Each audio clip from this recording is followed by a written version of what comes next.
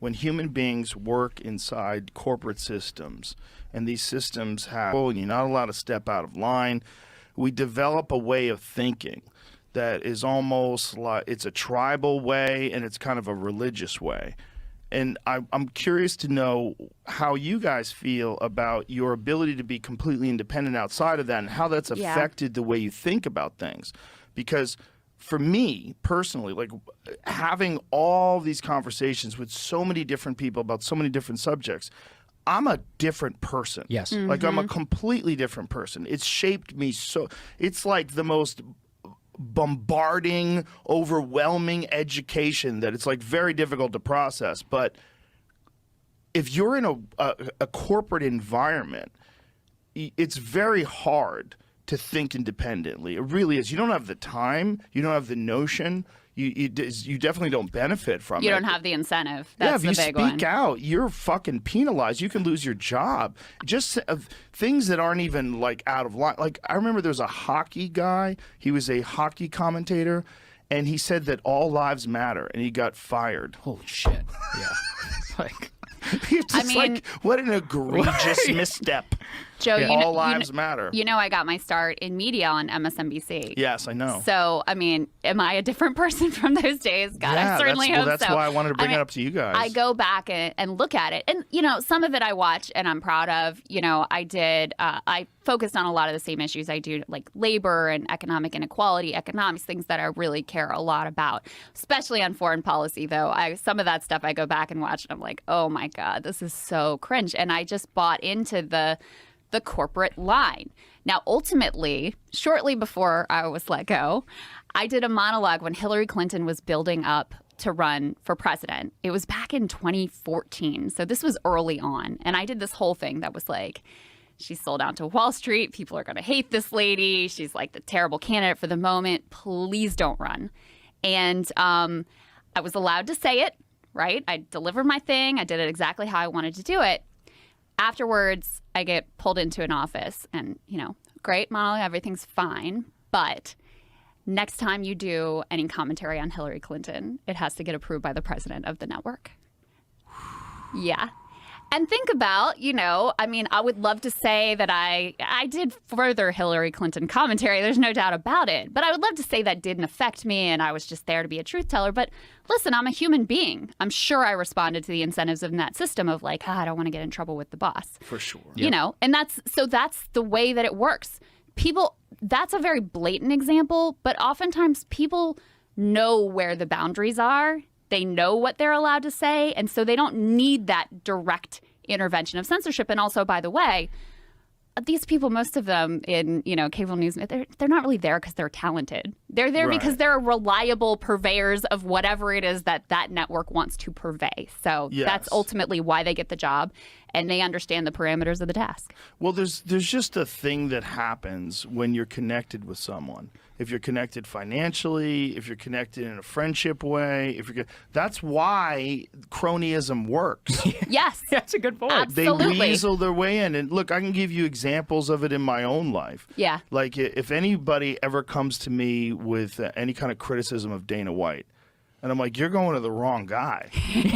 Like, that guy's my brother. Yeah. I'll never say a bad thing about him. If I didn't know him, if he was some asshole that lived in some other country, I would probably talk shit about him like I talk shit about everything. But I love that guy to death, and I'll never say a bad word about him. So it's like, if you're coming to me for objective journalism about one of my friends, you know, you got the wrong person. Yeah, but you're open about it, right? Yeah, And that's the most important key, part. You got the wrong person. I won't say I won't lie, but I won't ever say anything negative about my friends. It's just like, I don't think that's necessary. And that's something that happens when you get a shit ton of money involved and you get relationships and you're drinking scotch together at a private club and you're discussing the advertising revenue, and we'd like to donate a bunch of money to CNN. We'd like to figure out a way that we can work together. You know, hey, I'm a fucking Captain Billionaire and I want to donate all this money to all these people that own media organizations, and I would, you know, I'd like to be your friend. That's it. That's It's Let fun. us be your friend. It's cool, right? Who doesn't It's want to hard go to to fun resist. parties? It's And- just friends. We're friends. yeah, it's all part of a system. And We go that's where fishing. This is the other thing, actually, I was hoping to bring up is I don't think people understand that cable is a fake business model. So, for example, like we talk a lot about the failing ratings. The key demo numbers on all three of these channels is a joke. I always like to say, like, Krystal and I would be starving in a ditch if we were getting the same numbers as these people. So how do they survive? It's because they're part of something called the cable bundle. And so, like, when you buy cable, like Cox Communications or whatever, they pay, or Comcast, for example, they pay CNN and MSNBC and Fox to be a part of the bundle. The vast majority of the profit of these cable channels comes from the bundle. So CNN made $1 billion in profit just last year, all propped up by the bundle, because they're getting paid just to exist. I mean, can you imagine if we were getting paid to exist, not based upon our actual numbers? Like, Yeah. you can actually reach less people and make more money.